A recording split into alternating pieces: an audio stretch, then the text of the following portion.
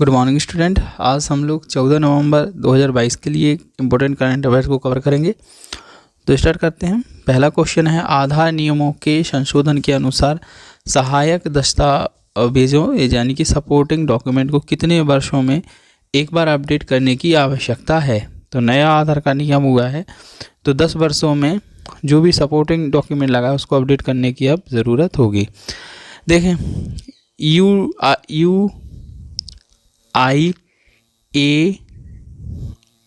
यानी कि unique identification authority of India, जिसका आपने नाम सुना होगा। उसका हेडक्वार्टर अगर देखा जाए आधार कार्ड का तो कहाँ पर है, न्यू दिल्ली में है। इसका फाउंडर कौन है, गवर्नमेंट ऑफ इंडिया होती है। और इसको कब से लागू किया गया था, 28 जनवरी 2009 से लागू किया गया था।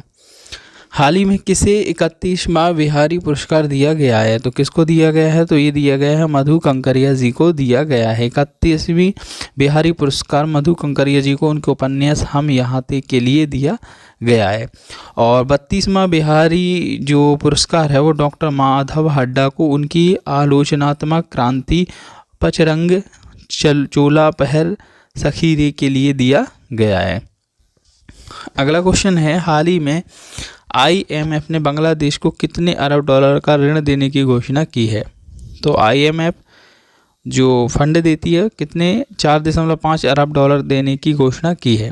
देखें, प्रारंभिक सौदे के तहत IMF इस अस्थायी रूप से बांग्लादेश को 4.5 बिलियन अमेरिकी डॉलर का समर्थन करने का कार्यक्रम प्रदान करने के लिए सहमत हुआ है। इसके साथ ही बांग्लादेश 2022 में ऋण के लिए IMF के साथ स्टाफ स्तरीय समझौते पर पहुंचने वाला तीसरा दक्षिण एशियाई देश भी बन गया है। और अन्य देश कौन से हैं, पाकिस्तान और श्रीलंका भी हैं। और यह राशि दिसंबर 2026 तक 7 किस्तों में वितरित की जाएगी। 447.48 मिलियन अमेरिकी डॉलर की पहली किस्त फरवरी 2023 में दी जाएगी।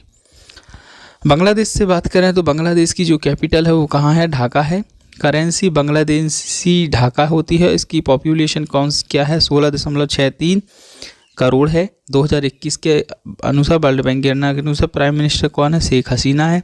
प्रेसिडेंट कौन है, मोहम्मद अब्दुल अहमद हैं। ऑफिशियल लैंग्वेज कौन है, बंगाली। अगला क्वेश्चन है, हाल ही में कब से कब तक सिटीजन परसेप्शन सर्वे 2022 आयोजित किया जाएगा। तो ये 9 नवंबर से स्टार्ट हुआ है और 23 दिसंबर तक चलेगा। और इसके तहत नागरिक धारणा सर्वेक्षण ईज ऑफ लिविंग इंडेक्स के हिस्से के रूप में आयोजित किया जाएगा। इस सर्वेक्षण से प्राप्त डाटा का उपयोग सरकारी प्रशासन द्वारा नागरिकों की राय में अंतर्दृष्टि प्राप्त करने और शहरों में सेवा वितरण और शासन को सुधार के लिए किया जाएगा। यह ईज ऑफ लिविंग इंडेक्स के तहत कुल अंक का 30% होगा। अगला क्वेश्चन है, हाल ही में किस मंत्रालय ने 2025-26 तक राष्ट्रीय जैव ऊर्जा कार्यक्रम लागू करने की घोषणा की है।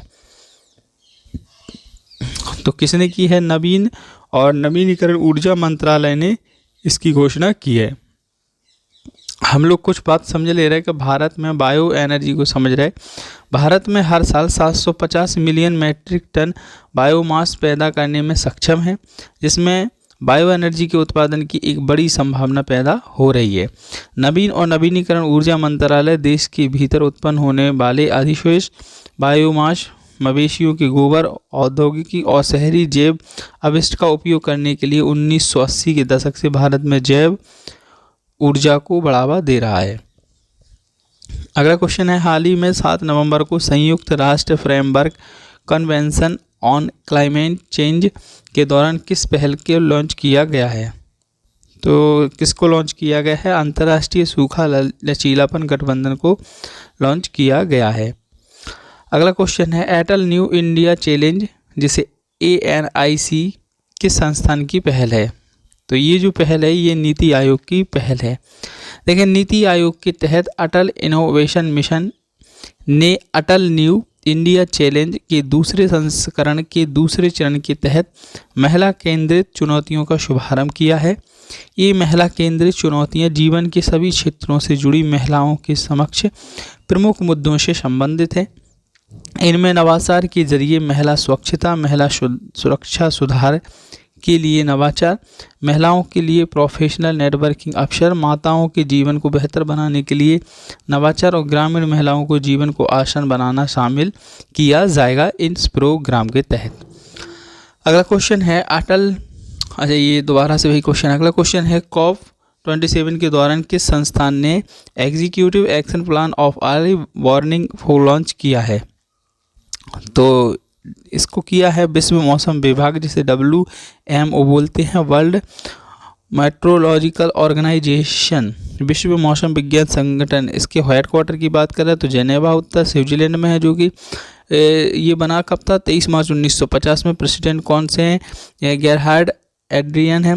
और अगर हम इसको देखें तो इसके अनुसार 2027 तक के लिए प्रारंभिक चेतावनी प्रणाली का प्रारंभिक निवेश लगभग 3.1 बिलियन अमेरिकी डॉलर होगा।